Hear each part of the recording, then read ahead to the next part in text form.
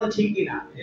অত্যন্ত দুঃখজনক বিষয় হচ্ছে আমাদের দেশে সাম্প্রদায়িক সম্প্রীতির এই বাংলাদেশে রাজনৈতিক হীন স্বার্থ হাসিল করার জন্য, যেখানে আমাদের দেশের দলীয় লোকেরা অনেকে ঈমান পর্যন্ত চলে যাবে এরকম কাজও করছে হিন্দুদের সাম্প্রদায়িক সম্প্রীতি বোঝানোর জন্য।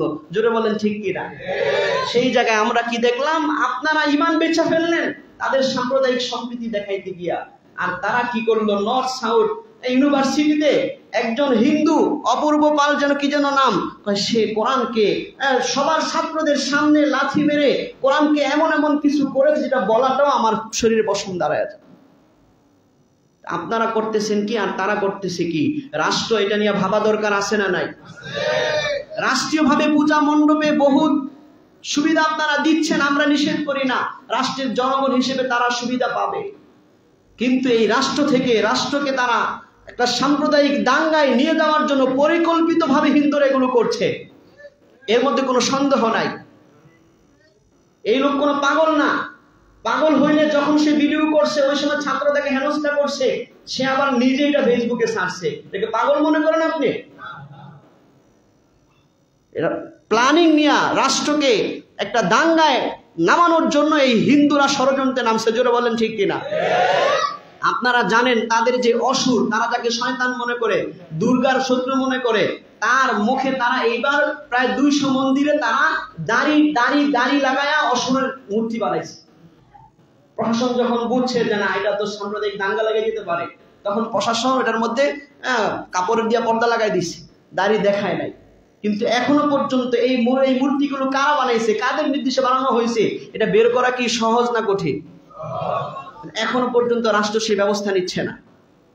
এই ব্যাপারে আমরা মুসলমানরা সচেতন হইতে হবে যে কারা সাম্প্রদায়িক দাঙ্গার জন্য, ধর্মীয় সম্প্রীতি নষ্ট করার জন্য এই ষড়যন্ত্র করতেছে, এদের বিরুদ্ধে রাষ্ট্রীয়ভাবে সাংবিধানিক বিচারিক আইন আমরা চাই। জোরে বলেন ঠিক কিনা? যারা কোরআনের শত্রু তারা বিশ্ব মানবতার শত্রু। জোরে বলেন ঠিক কিনা? আমরা চাই রাষ্ট্রপ্রধান এবং সরকার, ধর্মমন্ত্রী সহ, উপদেষ্টা সহ সবাইকে আমরা সজাগ করতে চাই, আপনারা অনতিবিলম্বে এই অপরাধীদেরকে ধরে তাদেরকে শাস্তির আওতায় আনতে হবে। জোরে বলেন ঠিক কিনা?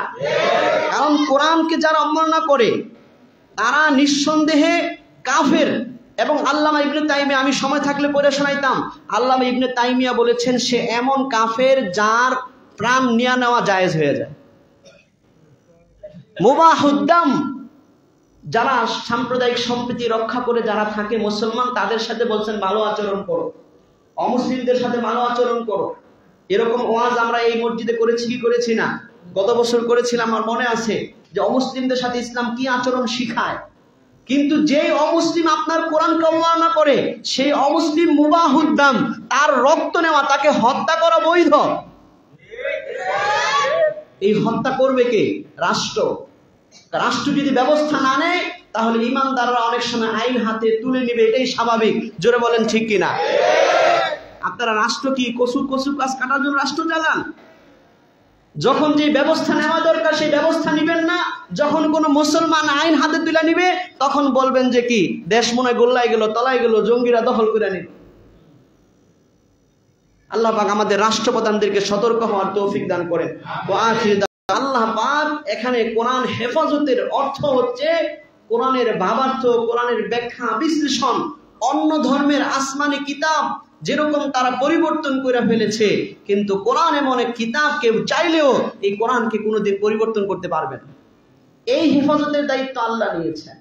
কিন্তু বিধর্মী অমুসলিমদের হাত থেকে কোরআন হেফাজতের দায়িত্ব আপনার আমার, আমরা যারা কোরআনকে বিশ্বাস করি, আমরা যারা কোরআনকে সবচেয়ে দামি মনে করি, আপনার আমার কি পদক্ষেপ আছে, কি চেষ্টা আছে, কি আন্দোলন আছে কোরআনের মর্যাদা রক্ষার জন্য, এই পরীক্ষা করার জন্য আল্লাহ পাক দুনিয়াতে মানুষকে স্বাধীনতা দেয়। কেউ চাইলে কোরআন পড়াইতে পারবে, পড়া যাবে। মাঝে মধ্যে হয়তো আল্লাহ পাক অলৌকিক কিছু দেখান যে সব পড়ছে কোরআনটা পড়ে নাই, হয় কি হয় না?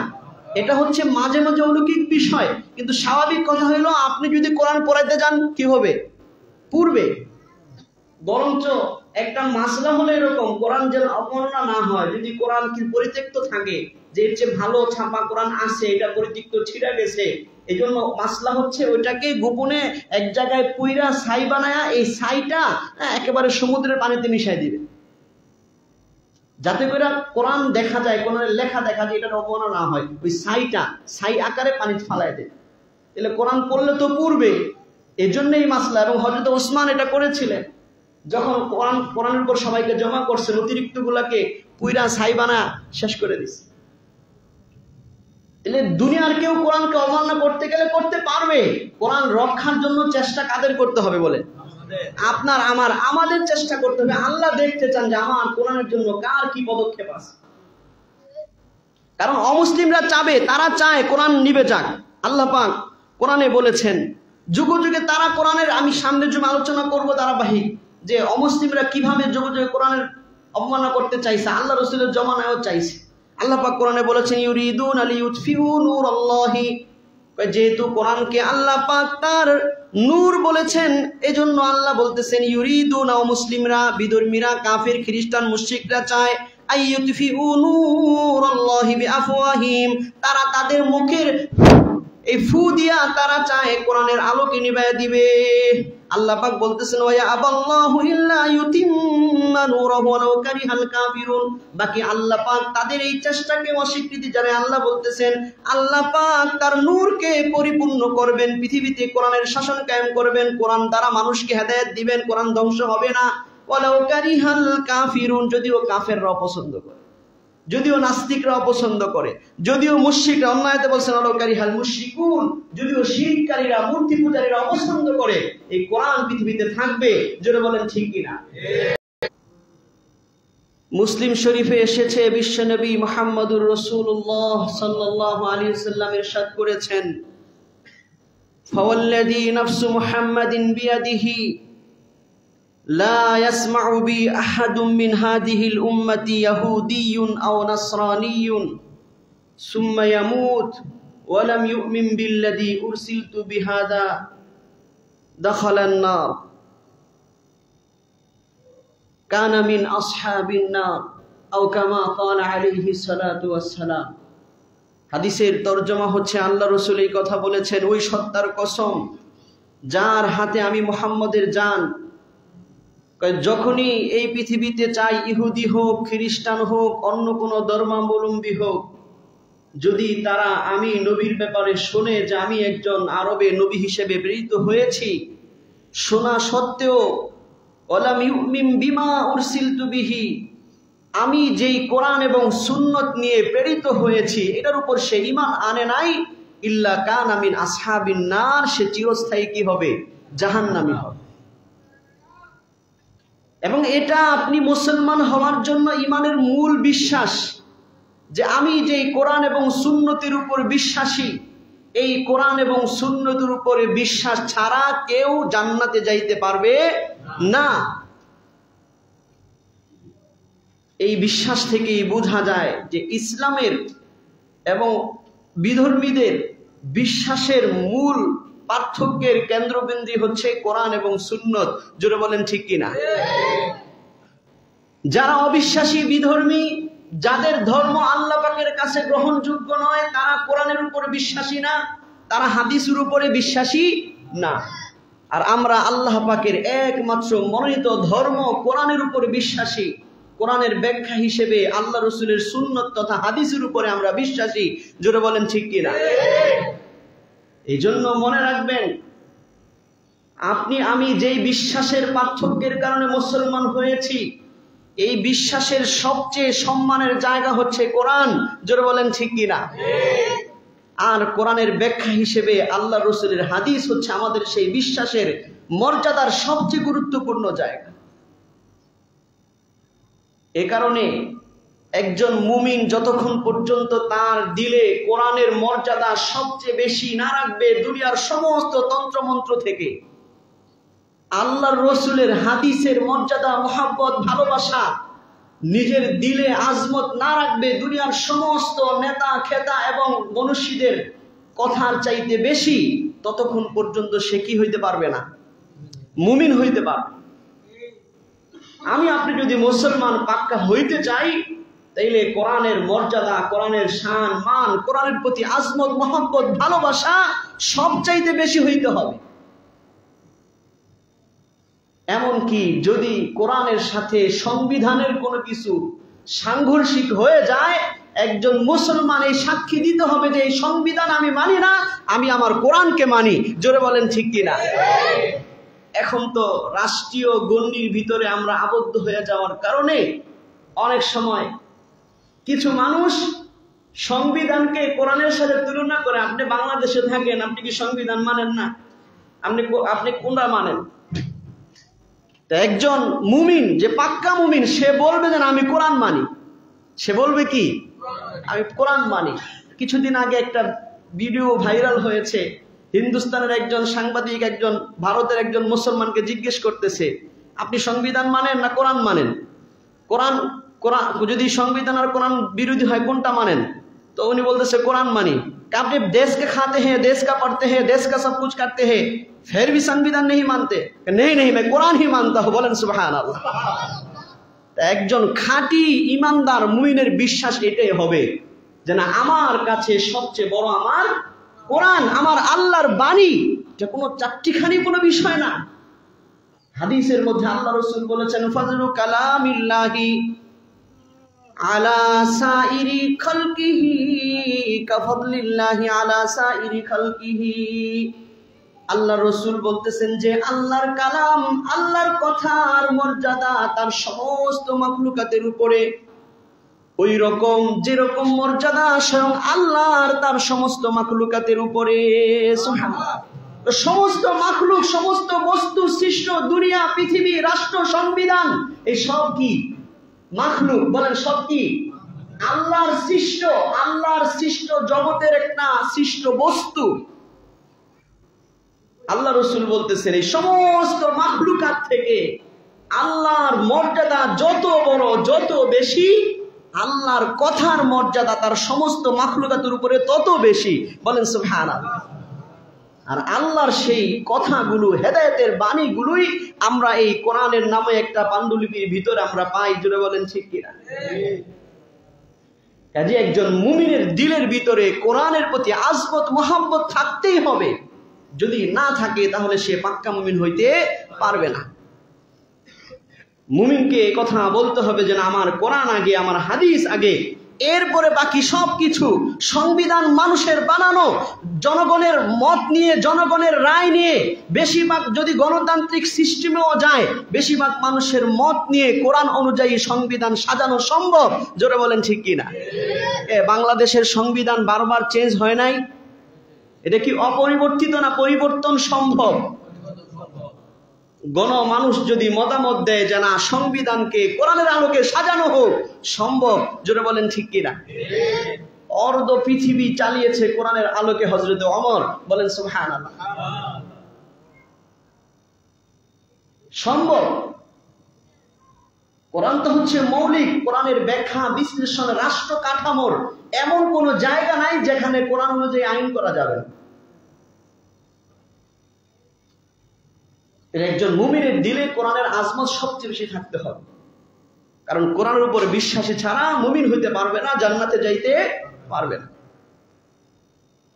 এই কোরআন কাকে বলা হয়?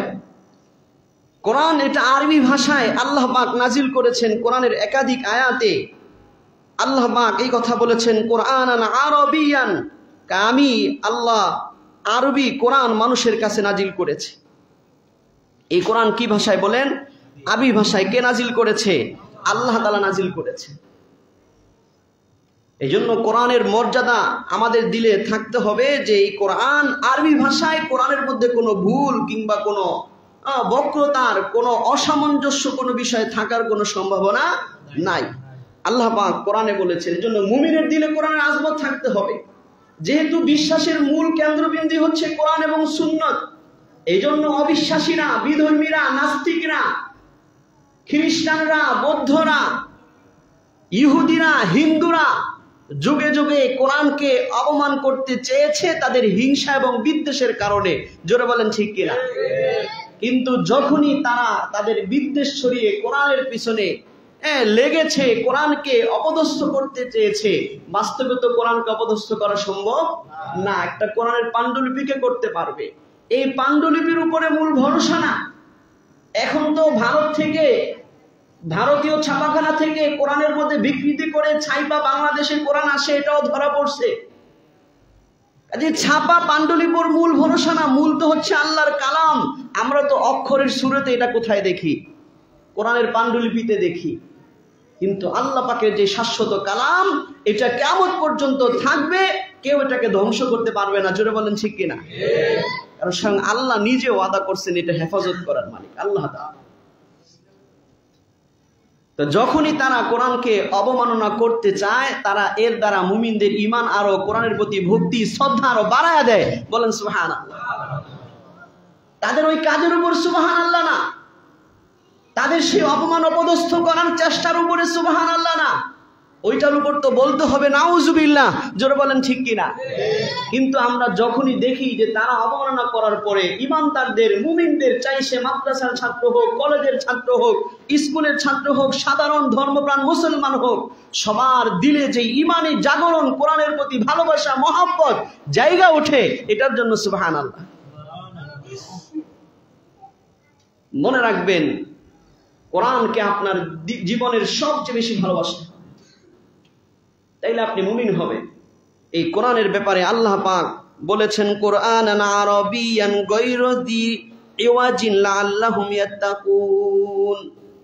আল্লাহ তাআলা পবিত্র কোরআনের সূরা আল জুমারের 28 নম্বর আয়াতে আল্লাহ জানাই দিয়েছেন, এই যে এই কোরআন যেটা আমি আল্লাহ আরবি ভাষায় নাজিল করেছি, গায়রা যি ইওয়াজ, এই কোরআনের মধ্যে কোনো ত্রুটি নাই, কোনো বক্রতা নাই, কোনো অসামঞ্জস্যশীল কোনো কিছু নাই। কেন নাজিল করেছি? লাআল্লাহুম ইয়াত্তাকুন, যাতে করে মানুষ সকল মুত্তাকি হইতে পারে, আল্লাহকে ভয় করতে পারে, কোরআনের আলোকে নিজের জীবনকে পরিচালনা করে। তাহলে এই কোরআন কার পক্ষ থেকে আসছে বলেন? আল্লাহর পক্ষ থেকে।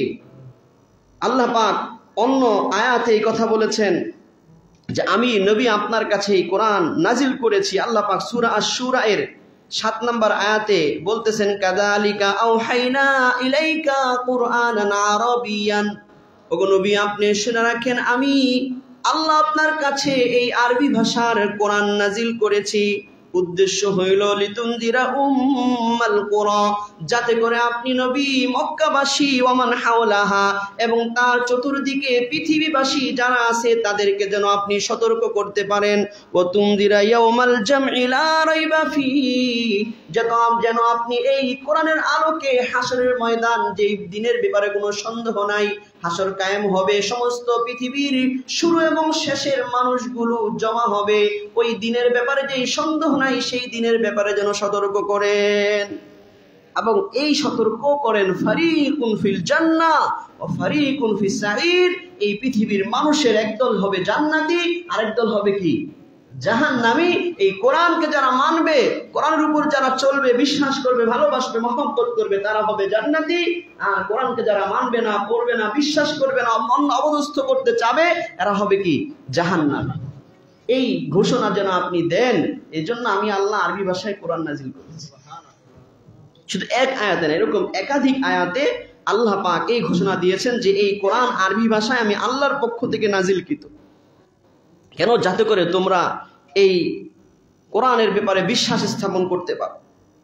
এই জন্য আমরা এই কথা বিশ্বাস করতে হবে যে কোরআনের মর্যাদা সবচেয়ে বেশি, এবং এটা আল্লাহ পাকের পক্ষ থেকে নাজিলকৃত। এই কথা আরো স্পষ্টভাবে আল্লাহ পাক সূরা তাহা এর 4 নম্বর আয়াতে বলেছেন। আল্লাহ তাআলা বলতেছেন, তানজিলাম মিম্মান খালাকাল আরদা ওয়াস সামাওয়াতিল উলা।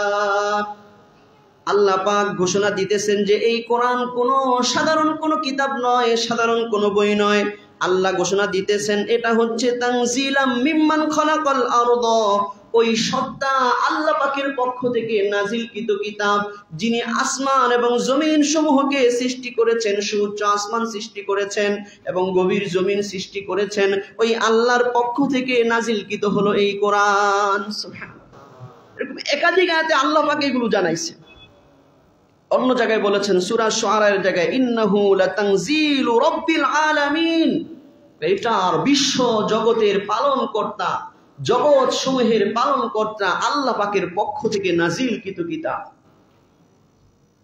এটা সামান্য কোনো বই না, এটা জগৎ সমূহের পালনকর্তা আল্লাহর পক্ষ থেকে নাজিলকৃত কিতাব। এক জায়গায় বলেন না, আল্লাহ পাক জায়গা যায়, আমি সবগুলো আয়াত পড়তেছি না, এজন্য আপনারা দেখেন নজর ভুলে দিছি, আমি যেটা বেশি বলা উত্তম সেটা বলতেছি। অসংখ্য আয়াতে আল্লাহ পাকে ঘোষণা দিয়েছেন এই কিতাব কার? আল্লাহ পাকের পক্ষ থেকে নাজিলকৃত কিতাব। এবং দয়াময় আল্লাহ পাকের পক্ষ থেকে এই কোরআন নাজিল হয়েছে। কোরআন এমন এক কিতাব যে কিতাবের মধ্যে কোনো ভুল ভ্রান্তি আসার সম্ভাবনা নেই, এটাও আল্লাহ পাক কোরআনে ঘোষণা করেছেন। আল্লাহ পাক সূরা হামিম সিজদার 42 নম্বর আয়াতে বলতেছেন, লা ইয়াতিহিল বাতিলু মিন বাইনি ইয়াদাইহি ওয়ালা মিন খালফিহি।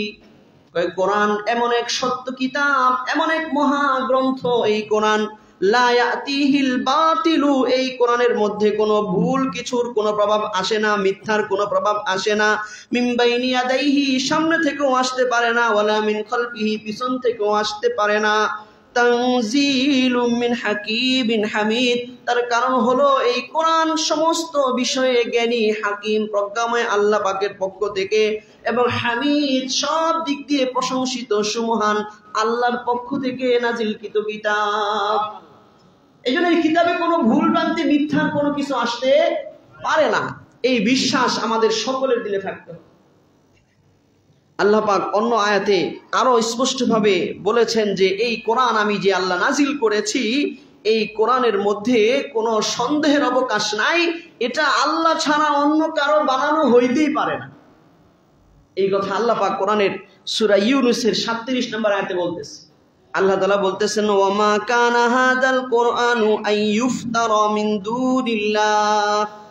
আল্লাহ পাক ঘোষণা করতেছেন, ওয়ামা কানা হাদাল কুরআন, এই যেই কোরআন আমি নাজিল করেছি, এই কোরআন এমন জিনিস না, এবং জিনিস নয় যে আইয়ুফতারা মিন দুনিল্লাহ, যেটাকে আল্লাহ ছাড়া অন্য কেউ বানাতে পারবে। আল্লাহ ছাড়া অন্য কেউ বানাইতে পারবে এরকম কোরআন এটা না, এটা যুগ যুগ ধরে পরীক্ষিত। এরপরে আল্লাহ তাআলা বলতেছেন, ওয়ালাকিন তাসদীকাল্লাযী বাইনা ইয়াদাইহি, বরং এটা মহা সত্য গ্রন্থ, যেই গ্রন্থে পূর্বের যুগে যত নবী এসেছে, সত্য রাসূল এসে তাদেরকে সত্যায়ন করে, ও তাফসীলাল কিতাব, এবং ভবিষ্যতে যা কিছু হবে সেগুলোর ব্যাখ্যা বিশ্লেষণ এই কিতাবে রয়েছে। লা রাইবা ফীহি, এই কিতাবের ব্যাপারে কোনো সন্দেহ নাই। মির রাব্বিল আলামিন, এটা বিশ্ব জগতের পালনকর্তা রব্বুল আলামিনের পক্ষ থেকে নাজিলকৃত। সুবহানাল্লাহ। এরকম অসংখ্য আয়াতে আল্লাহ পাক এই ঘোষণা করেছেন যেটা এমন এক কিতাব যাতে কি নাই কোনো সন্দেহ নাই। এবং শুরুতে সূরা বাকারাতে আল্লাহ পাক বলেছেন, আলিফ লাম মিম যালিকাল কিতাবু লা রাইবা ফীহি হুদাল লিল মুত্তাকিন। এটা এমন একটা কিতাব, লা রাইবা ফী, যে কিতাবের মধ্যে সন্দেহের কোনো অবকাশ নাই। হুদাল লিল মুত্তাকিন, যারা মুত্তাকি, পরহেজগার, আল্লাহকে ভয় করে, পরকালকে ভয় করে, তাদের জন্য হেদায়েতের বার্তাবাহক হলো এই কোরআনে কারীম। যারা বলেন ঠিক কিনা?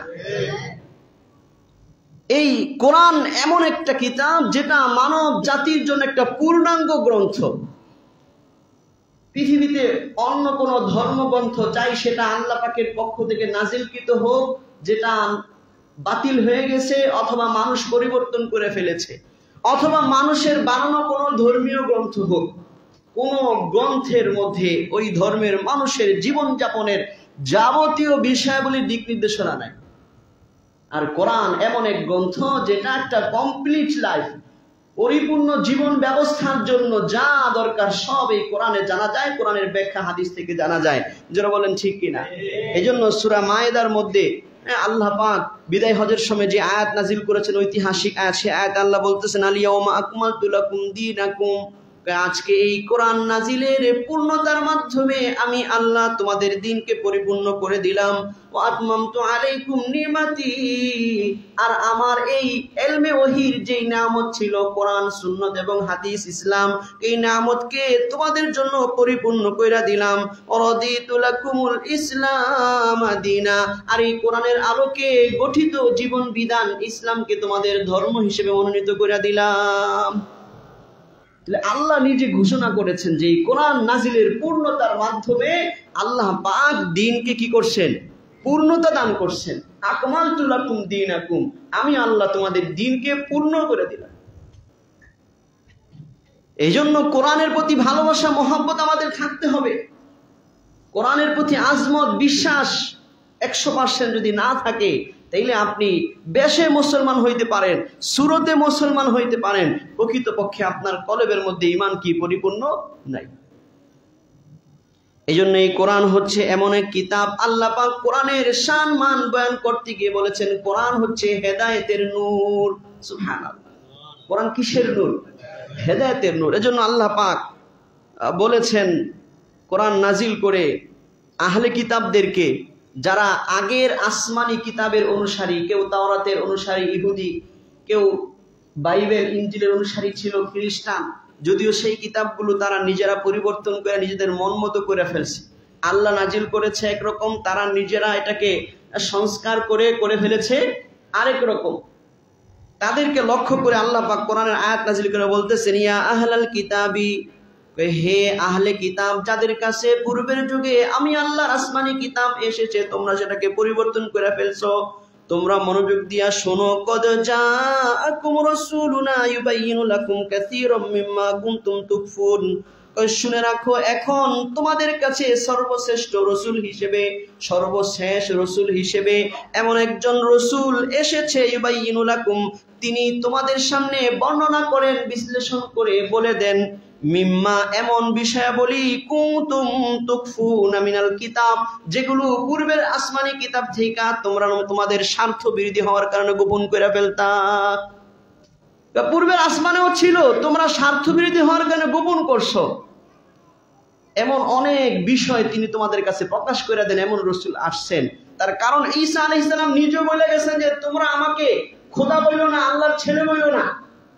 কিন্তু তারা সংস্কার করে পরিবর্তন করে ওটার মধ্যে তৃতীয়বার ঢুকাইছে। তা আল্লাহ রসুল ঈসা বলে দিচ্ছেন যে না, ঈসা এই কথা বলে গেছে যে না, এক আল্লাহর ইবাদত হবে। সমস্ত নবীরা ঈসা বলে গেছেন যে এক আল্লাহর ইবাদত করো, এক আল্লাহ একজন, একত্ববাদের ঘোষণা প্রত্যেক রসুল দিয়া গেছে। এই কথাগুলো আমাদের নবী ঈসা জানাইছেন যে তোমরা ওই পূর্বের কিতাবগুলোকে পরিবর্তন কইরা শিরিক ঢুকাইছো, নিজেদের মন মতো বিধিবিধান ঢুকাইছো। কিন্তু আল্লাহ রসুল ওগুলো সব আল্লাহর পক্ষ থেকে ওহির মাধ্যমে উম্মতকে জানাই দিচ্ছেন যে এগুলো সব পরিবর্তিত। সঠিক আল্লাহর ব্যাপারে আকীদা বিশ্বাস হলো এই। এই জন্য আল্লাহ বলতেছেন যে তোমাদের কাছে এমন রসুল এসেছেন যিনি তোমাদের কাছে বয়ান করেন, মিম্মা কুনতুম তুখফুনা মিনাল কিতাব, এমন বিষয় যেগুলো তোমরা আগের আসমানি কিতাব থেকে গোপন করে রাখতা, বলতা না। আমাদের সমাজে এখন কিছু মানুষ আছে চায় যে হুজুর জুমা মিম্বর থেকে কোরআনের সব আলোচনা না করো, আছে না নাই? গোপন করে রাখো। আমাদের স্বার্থ বিরোধী, আমাদের দলের স্বার্থ বিরোধী, কিংবা আমাদের ব্যবসার স্বার্থ বিরোধী, কিংবা আমাদের গোষ্ঠীর স্বার্থ বিরোধী যে সমস্ত কথা আছে, কিংবা আমার ধান্দা বিরোধী। অনেক আছে না, সুদের ধান্দা, ঘুষের ধান্দা, আরো কত ধান্দা করে, মাদকের ধান্দা, আছে না নাই? এই বিরোধী যেগুলো আছে এগুলো হুজুরে না কো। তাইলে বোঝা গেল এটা কি মুসলমানের অভ্যাস না ইহুদি খ্রিস্টানের অভ্যাস? আল্লাহ বলতেছেন যে আমার রসুল আয়েশা তোমরা যেটা গোপন করতে এটা সব বলে দেয়। তো রসুলের ওয়ারিস হিসেবে ওলামায়ে কেরামও কি কোরআনের সবগুলো বলে দেওয়ার জন্য আল্লাহর পক্ষ থেকে দায়িত্বপ্রাপ্ত। সুবহানাল্লাহ। এরপর আল্লাহ তাআলা আরো বলতেছেন, قد جاءكم من الله نور وكتاب مبين, শুনে রাখো তোমাদের কাছে আল্লাহর পক্ষ থেকে এসেছে নূরুন, হেদায়েতের বার্তা, ও কিতাবুম মুবিন, আলোর বার্তা এবং স্পষ্ট কিতাব। তোমাদের কাছে এসেছে কি? নূরুন ও কিতাবুম মুবিন, হেদায়েতের আলোক বার্তিকা এবং স্পষ্ট কিতাব। ইয়াহদি বিহিল্লাহু মান ইত্তাবা রিদওয়ানা, আল্লাহ পাক এই নুরানি কিতাব দ্বারা হেদায়েত দেন, রাস্তা দেখান তাদেরকে যারা আল্লাহর সন্তুষ্টিকে অনুসরণ করে। সুবুলাস সালাম, তাদেরকে শান্তির রাস্তা, জান্নাতের রাস্তা দেখান। ওয়া ইউখরিজুহুম মিনাজ জুলুমাতি ইলান নূর, এবং এই কিতাবের মাধ্যমে আল্লাহর রসুল মানুষকে, আল্লাহ তাআলা মানুষকে অন্ধকার, গুমরাহির অন্ধকার থেকে বের করে ইলান নূরি, আলোর দিকে বের করে নিয়ে আসেন, বিইজনিহি, আল্লাহর আদেশে, ইয়াহদিহিম ইলা সিরাতিম মুস্তাকিম, এবং এই কোরআনের মাধ্যমে আল্লাহর রসুল মানুষকে সরল সঠিক পথ দেখান। সুবহানাল্লাহ। তাহলে এই আয়াত থেকে জানলাম যে কোরআনকে আল্লাহ পাক বলেছেন নূরুন ওয়া কিতাবুম মুবিন, আল্লাহর পক্ষ থেকে হেদায়েতের আলো এবং স্পষ্ট কিতাব হচ্ছে এই কোরআন। এই কোরআনের মর্যাদা বোঝানোর জন্য আল্লাহ পাক আরো বলেছেন যে এই কোরআনের মধ্যে কোনো ভিন্নতা নাই, যে এক জায়গায় একরকম আরেক জায়গায় আরেক রকম, এরকম নাই, বিরোধপূর্ণ কোনো বিষয় নাই। আল্লাহ পাক কোরআনে বলতেছেন সূরা আন-নিসা এর 82 নম্বর আয়াতে আল্লাহ বলতেছেন আফালা ইয়াতাদাব্বারুনাল কুরআনা ওয়ালাউ কানা মিন ইনদি গায়রিল্লাহি লাওয়াজাদু ফীহি ইখতিলাফান কাসীরা। আল্লাহ পাক ঘোষণা দিতেছেন আমার বান্দারা কেন এই কোরআন নিয়ে তারা কেন গবেষণা করে না, কেন তারা চিন্তা করে না, তাদাব্বুর করে না। আমার বান্দারা কোরআন নিয়ে কেন গবেষণা করে না? যদি নাকি এই কোরআন গায়রুল্লাহ থেকে, আল্লাহ ছাড়া অন্য কারো থেকে হতো, লাওয়াজাদু ফীহি ইখতিলাফান কাসীরা, তাইলে তারা এটার মধ্যে অনেক মতবিরোধ পাইতো। যেহেতু কোরআনের কোন আয়াতের সাথে কোন আয়াতের সাংঘর্ষিকতা নাই, মানুষ তার জ্ঞানের সংঘর্ষ মনে করতে পারে, কিন্তু বিজ্ঞ ওলামায়ে কেরামের কাছে গেলে এখানে কোনো কি নেই, সংঘর্ষ বা কোনো বিরোধপূর্ণ নাই। কাজেই বোঝা গেল এটা আল্লাহর পক্ষ থেকে নাযিলকৃত, এটা কোনো মানুষের বানানো কোনো কিতাব না। অন্য আয়াতে সূরা মুহাম্মদের 24 নম্বর আয়াতে আল্লাহ আরো বলেছেন আফালা ইয়াতাদাব্বারুনাল কুরআন, কয় মানুষরা কি এই কোরআন নিয়ে গবেষণা করে না? কেন করে না? আম আলা কুলুবিন আকফালুহা, না তারা বুঝার চিন্তা করার যে অন্তর আমি আল্লাহ দিয়েছি, এই অন্তরে কি তালা মেরে দিছে? যে কোরআনের সত্যতা, কোরআনের মহত্ব, কোরআনের সুখ শান্তি সমৃদ্ধির কথা তারা বুঝে না। অনেকে ভাবে কোরআন অনুযায়ী রাষ্ট্র চালাইলে মনে হয় চলা মুশকিল হয়ে যায়। না না না, কোরআন অনুযায়ী যদি রাষ্ট্র চালানো হয়, কোরআন অনুযায়ী যদি সংবিধানকে সংস্কার করা হয়, তাহলে এই রাষ্ট্র ব্যবস্থা আপনার আমার সকলের, মুসলমান অমুসলিম বৌদ্ধ যারাই থাকবে, পশু পাখি পর্যন্ত সবার জন্য শান্তিময় সুখময় একটা রাষ্ট্র হবে। জোরে বলেন ঠিক কিনা? এখন তো যারা যেই সময় যারা ক্ষমতায় আসে তাদের সাথে যাদের সম্পর্ক, তারা রাষ্ট্রীয় সুবিধা পায়, অন্যরা পায় না। বাস্তবতা কিনা? একজন শিক্ষিত ছেলে সার্টিফিকেট আছে, দলীয় পরিচয় না থাকলে চাকরি পায় নাই। সত্য বাস্তব কথা, যার কারণে শিক্ষিত মানুষগুলো এই অপসংস্কৃতি রাজনীতিতে জড়াইতে বাধ্য হয়েছে, কারণ তার শিক্ষার কোনো মূল্য নাই। তার শিক্ষার সার্টিফিকেট নিয়ে চাকরিতে যাবে, আগে দেখবে যে একেবারে ইউনিয়ন থানা থেকে তার দলীয় রাজনৈতিক পরিচয় আছে কিনা খোঁজ নিবে, তারপরে চাকরি হবে, আনন্দ হবে না, অথচ যোগ্যতা আছে তার। এই কোরআন বহির্ভূত রাষ্ট্র ব্যবস্থা আমাদেরকে এই বিপদে ফেলাইছে। জোরে বলেন ঠিক কিনা? রাষ্ট্রের যত বিষয় আছে, যত অফিস আদালত আছে, সবগুলোর মধ্যে ঘুষের কারবার চলে, এটা ওপেন সিক্রেট। জোরে বলেন ঠিক কিনা? কেউ বলতে পারবে না যে ঘুষ চলে না, চলে, সব জায়গায় চলে। যদি কোরআনের আলোকে রাষ্ট্র ব্যবস্থা চলতো, এই ঘুষের কোন লেনদেন এটা সবার আগে সংস্কার হইতো। তো যারাই ক্ষমতা আসে সংস্কার করে না নিজেদের স্বার্থে, কারণ সংস্কার করলে তো এরা বিরুদ্ধে চলে যাবে। বাস ঘুষখোর যারা আছে, বেতন আরো বাড়ায় যত দেয়ারে খুশি রাখা যায়, ওরা মনে করবে এই সরকারই বালা, এই সরকারের বিরুদ্ধে কোনো আন্দোলন করা যাবে না, আমাকে এই ভাতা দেয়, ওই ভাতা দেয়, ওইটা দেয়, ওইটা দেয়। দুর্নীতিটা ধরে না। যারাই ক্ষমতায় আসে তারা এগুলাই করে। ঘুষের জায়গায় হাত দেয় না, যে জায়গায় ঘুষের জায়গা বন্ধ হোক। ইলেকট্রিক বলেন, গ্যাস বলেন, যত সেক্টর আছে সব সেক্টরে ঘুষের কারবার আছে না নাই? আমি সবগুলো বললে তো আলোচনার বিষয় আরেক দিকে চলে যাবে। এই জন্য আল্লাহ পাক বলতেছেন যেটা আল্লাহর পক্ষ থেকে, তারা কি চিন্তা করে না কোরআন নিয়ে? না, অন্তরে তালা মেরে দিছে। এটা কার কথা? আল্লাহ বলছে আমালা কুলুবিন আকফালুহা, না তাদের অন্তরে তালা লাগাই দিছে যে এখন ভালোটা বুঝাও বুঝে না। এই জন্য খেয়াল করবেন, আল্লাহ পাক কোরআনের শান মান মর্যাদা বলতে গিয়া আল্লাহ পাক ঘোষণা করেছেন শাহরুর রমাদানাল্লাযী উনজিলা ফীহিল কুরআন। আল্লাহ পাক ঘোষণা করেছেন যে রমজান মাস এমন মাস যেই মাসে কোরআন নাজিল হয়েছে। এই কোরআনের বৈশিষ্ট্য হচ্ছে হুদাল লিন্নাস।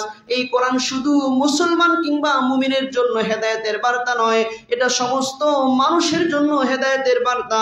ওয়া বাইয়িনাতিম মিনাল হুদা ওয়াল ফুরকান, এবং এটা স্পষ্ট বার্তা। সমস্ত মানুষের হেদায়েতের বার্তা হচ্ছে কি? এই কোরআন। অন্য আয়াতে আল্লাহ পাক বলতেছেন যে এই কোরআন হচ্ছে মুমিনদের জন্য রহমত এবং রূপ মুক্তির কারণ। সুবহানাল্লাহ।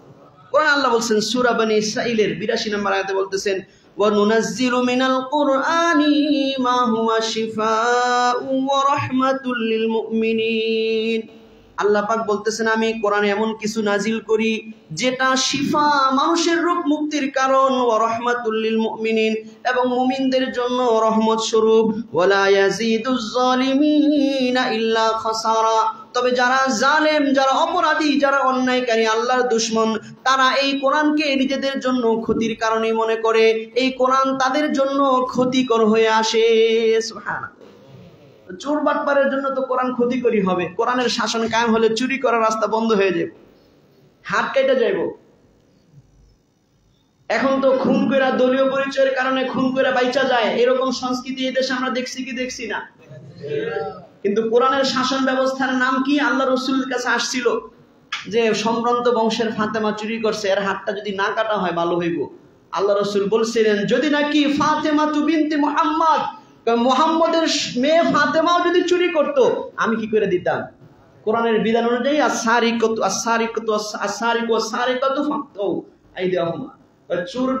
চোর এবং চুরনির হাত কি করে দাও?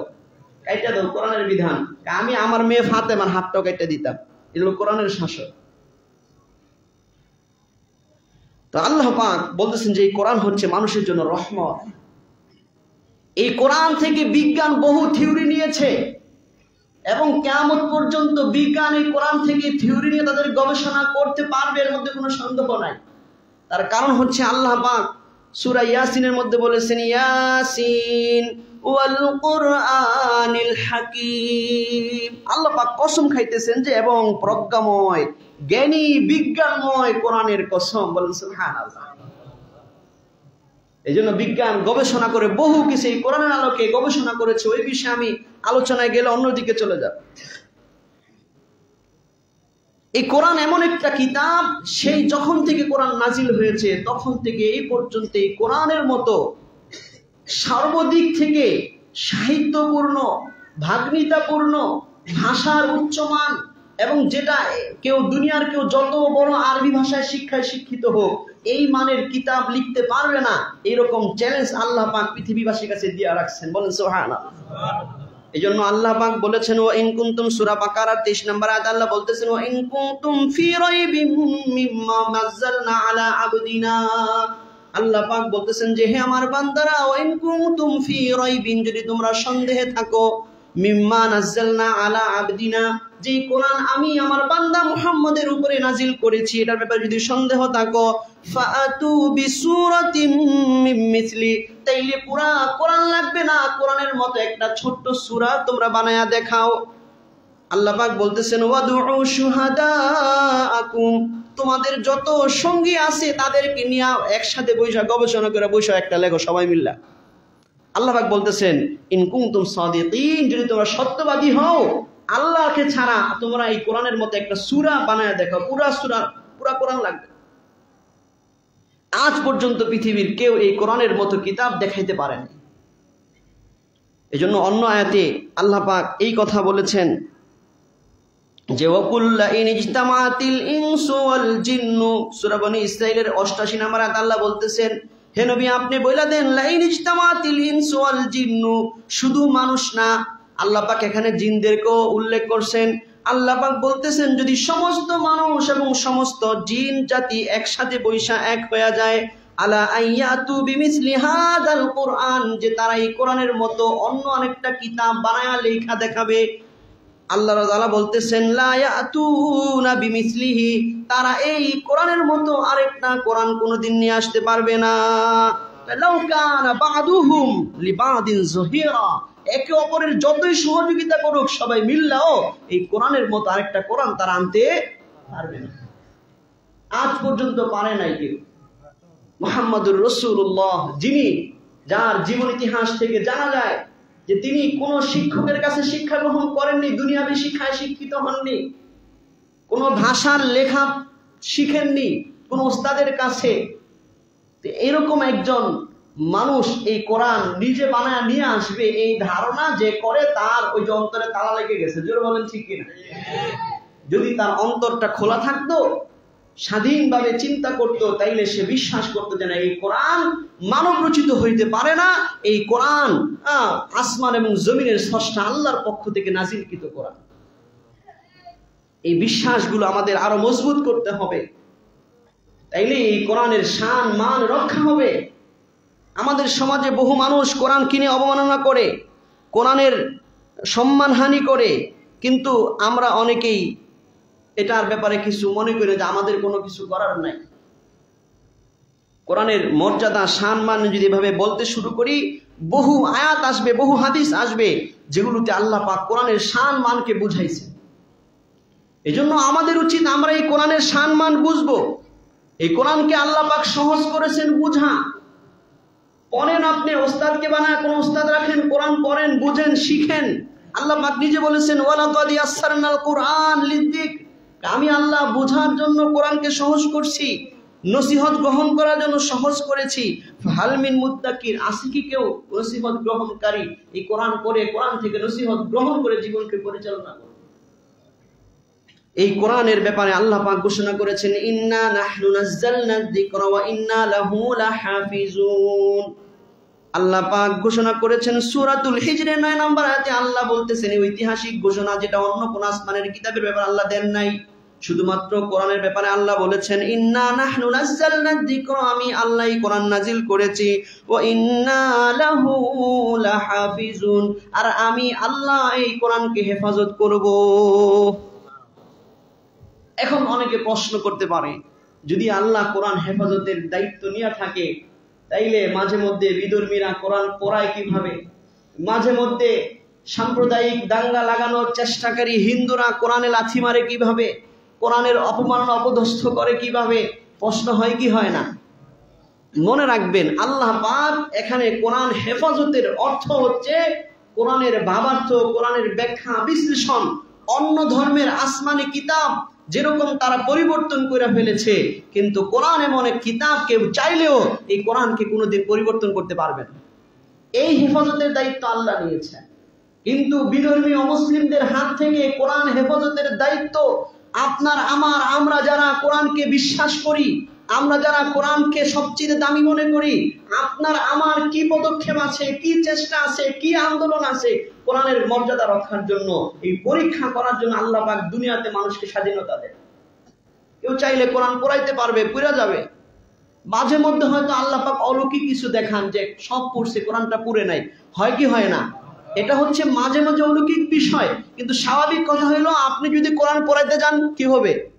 পূর্বে বরঞ্চ একটা মাসলা হলো এরকম, কোরআন যেন অবমাননা না হয়, যদি কোরআন কি পরিত্যক্ত থাকে, যে এর চেয়ে ভালো ছাপা কোরআন আছে, এটা পরিত্যক্ত ছিঁড়া গেছে, এই জন্য মাসলা হচ্ছে ওইটাকে গোপনে এক জায়গায় পুইরা ছাই বানায়া এই ছাইটা একেবারে সমুদ্রের পানিতে মিশাই দিবে, যাতে করে কোরআন দেখা যায়, কোরআনের লেখা দেখা যায়, এটা অবমাননা না হয়। ওই ছাই আকারে পানি ফালাই দেয়, তাহলে কোরআন পড়লে তো পূর্বে। এই জন্য এই মাসলা। এবং হযরত ওসমান এটা করেছিলেন, যখন কোরআনের উপর সবাইকে জমা করছেন, অতিরিক্ত গুলাকে পুইরা ছাই বানা শেষ করে দিচ্ছে। তাহলে দুনিয়ার কেউ কোরআনকে অবমাননা করতে গেলে করতে পারবে। কোরআন রক্ষার জন্য চেষ্টা কাদের করতে হবে বলে? আপনার আমার, আমাদের চেষ্টা করতে হবে। আল্লাহ দেখতে চান যে আমার কোরআনের জন্য কার কি পদক্ষেপ আছে। কারণ অমুসলিমরা চাবে, তারা চায় কোরআন নিবে যাক। আল্লাহ পাক কোরআনে বলেছেন যুগ যুগে তারা কোরআনের, আমি সামনের জন্য আলোচনা করব ধারাবাহিক, যে অমুসলিমরা কিভাবে যুগ যুগে কোরআনের অবমাননা করতে চাইছে, আল্লাহ রাসূলের জমানায়ও চাইছে। আল্লাহ পাক কোরআনে বলেছেন ইউরিদুন লিইউতফিউ নূরাল্লাহি, যেহেতু কোরআনকে আল্লাহ পাক তার নূর বলেছেন, এজন্য আল্লাহ বলতেছেন ইউরিদুন, মুসলিমরা, বিধর্মীরা, কাফির, খ্রিস্টান, মুশরিকরা চায় আইয়ুতফিউ নূরাল্লাহি বিআফওয়াহিম, তারা তাদের মুখের এই ফু দিয়া তারা চায় কোরআনের আলোকে নিভাইয়া দিবে। আল্লাহ পাক বলতেছেন ওয়া আবাল্লাহু ইল্লা ইউতিম্মা নূরাহু ওয়ালাউ কারিহাল কাফিরুন। বাকি আল্লাহ পাক তাদের এই চেষ্টাকে অস্বীকৃতি জানায়। আল্লাহ বলতেছেন আল্লাহ পাক তার নূরকে পরিপূর্ণ করবেন, পৃথিবীতে কোরআনের শাসন কায়েম করবেন, কোরআন দ্বারা মানুষকে হেদায়েত দিবেন, কোরআন ধ্বংস হবে না। ওয়ালাউ কারিহাল কাফিরুন, যদিও কাফেররা অপছন্দ করে, যদিও নাস্তিকরা অপছন্দ করে, যদিও মুশরিকরা, অন্যায়তে বলছেন ওয়ালাউ কারিহাল মুশরিকুন, যদিও শিরককারীরা মূর্তি পূজারীরা অপছন্দ করে, এই কোরআন পৃথিবীতে থাকবে। জোরে বলেন ঠিক কিনা? অত্যন্ত দুঃখজনক বিষয় হচ্ছে আমাদের দেশে সাম্প্রদায়িক সম্প্রীতির এই বাংলাদেশে রাজনৈতিক হীন স্বার্থ হাসিল করার জন্য, যেখানে আমাদের দেশের দলীয় লোকেরা অনেকে ঈমান পর্যন্ত চলে যাবে এরকম কাজও করছে হিন্দুদের সাম্প্রদায়িক সম্প্রীতি বোঝানোর জন্য। জোরে বলেন ঠিক কিনা? সেই জায়গায় আমরা কি দেখলাম? আপনারা ঈমান বেচা ফেললেন তাদের সাম্প্রদায়িক সম্প্রীতি দেখাইতে গিয়া। আর তারা কি করলো? নর্থ সাউথ ইউনিভার্সিটিতে একজন হিন্দু, অপূর্ব পাল যেন কি যেন নাম, সে কোরআনকে সবার ছাত্রদের সামনে লাথি মেরে কোরআনকে এমন এমন কিছু করেছে যেটা বলাটাও আমার শরীরে পশম দাঁড়ায় আছে। আপনারা করতেছেন কি আর তারা করতেছে কি? রাষ্ট্র এটা নিয়ে ভাবা দরকার আছে না নাই? রাষ্ট্রীয়ভাবে পূজা মণ্ডপে বহুত সুবিধা আপনারা দিচ্ছেন, আমরা নিষেধ করি না, রাষ্ট্রের জনগণ হিসেবে তারা সুবিধা পাবে। কিন্তু এই রাষ্ট্র থেকে রাষ্ট্রকে তারা একটা সাম্প্রদায়িক দাঙ্গায় নিয়ে যাওয়ার জন্য পরিকল্পিতভাবে হিন্দুরা এগুলো করছে, এর মধ্যে কোনো সন্দেহ নাই। এই লোক কোনো পাগল না। পাগল হইলে যখন সে ভিডিও করছে ওই সময় ছাত্র তাকে হেনস্থা করছে, সে আবার নিজে এটা ফেসবুকে ছাড়ছে, এটাকে পাগল মনে করেন আপনি? এটা প্ল্যানিং নিয়ে রাষ্ট্রকে একটা দাঙ্গায় নামানোর জন্য এই হিন্দুরা ষড়যন্ত্রে নামছে। জোরে বলেন ঠিক কিনা? আপনারা জানেন তাদের যে অসুর, তারা যাকে শয়তান মনে করে, দুর্গার শত্রু মনে করে, তার মুখে তারা এইবার প্রায় 200 মন্দিরে তারা দাড়ি লাগায়া অসুরের মূর্তি বানাইছে। প্রশাসন যখন বুঝছে যে না এটা তো সাম্প্রদায়িক দাঙ্গা লাগাই দিতে পারে, তখন প্রশাসন এটার মধ্যে কাপড়ের দিয়া পর্দা লাগাই দিছে, দাড়ি দেখায় নাই। কিন্তু এখনো পর্যন্ত এই মূর্তিগুলো কারা বানাইছে, কাদের নির্দেশে বানানো হয়েছে, এটা বের করা কি সহজ না কঠিন? এখনো পর্যন্ত রাষ্ট্র সেই ব্যবস্থা নিচ্ছে না। এই ব্যাপারে আমরা মুসলমানরা সচেতন হইতে হবে যে কারা সাম্প্রদায়িক দাঙ্গার জন্য, ধর্মীয় সম্প্রীতি নষ্ট করার জন্য এই ষড়যন্ত্র করতেছে, এদের বিরুদ্ধে রাষ্ট্রীয়ভাবে সাংবিধানিক বিচারিক আইন আমরা চাই। জোরে বলেন ঠিক কিনা? যারা কোরআনের শত্রু তারা বিশ্ব মানবতার শত্রু। জোরে বলেন ঠিক কিনা? আমরা চাই রাষ্ট্রপ্রধান এবং সরকার, ধর্মমন্ত্রী সহ, উপদেষ্টা সহ সবাইকে আমরা সজাগ করতে চাই, আপনারা অনতিবিলম্বে এই অপরাধীদেরকে ধরে তাদেরকে শাস্তির আওতায় আনতে হবে। জোরে বলেন ঠিক কিনা? কারণ কোরআনকে যারা অবমাননা করে তারা নিঃসন্দেহে কাফের। এবং আল্লামা ইবনে তাইমিয়া, আমি সময় থাকলে পড়ে শোনাইতাম, আল্লামা ইবনে তাইমিয়া বলেছেন সে এমন কাফের যার প্রাণ নিয়ে নেওয়া জায়েজ হয়ে যায়। মুবাহুদ্দাম, যারা সাম্প্রদায়িক সম্প্রীতি রক্ষা করে যারা থাকে মুসলমান, তাদের সাথে বলছেন ভালো আচরণ করো, অমুসলিমদের সাথে ভালো আচরণ করো। এরকম ওয়াজ আমরা এই মসজিদে করেছি কি করেছি না? গত বছর করেছিলাম, আমার মনে আছে যে অমুসলিমদের সাথে ইসলাম কি আচরণ শিখায়। কিন্তু যে অমুসলিম আপনার কোরআনকে অবমাননা করে, সেই অমুসলিম মুবাহুদ্দাম, তার রক্ত নেওয়া, তাকে হত্যা করা বৈধ। এই হত্যা করবে কে? রাষ্ট্র। রাষ্ট্র যদি ব্যবস্থা না নেয় তাহলে ইমানদাররা অনেক সময় আইন হাতে তুলে নেবে, এটাই স্বাভাবিক। জোরে বলেন ঠিক কিনা? আপনারা রাষ্ট্র কি কচু গাছ কাটার জন্য রাষ্ট্র চালান? যখন যে ব্যবস্থা নেওয়া দরকার সেই ব্যবস্থা নিবেন না, যখন কোনো মুসলমান আইন হাতে তুলে নিবে তখন বলবেন যে কি দেশ মনে হয় গোল্লায় গেল, তলায় গেল, জঙ্গিরা দখল করে নিল। আল্লাহ পাক আমাদের রাষ্ট্রপ্রধানদেরকে সতর্ক হওয়ার তৌফিক দান করেন।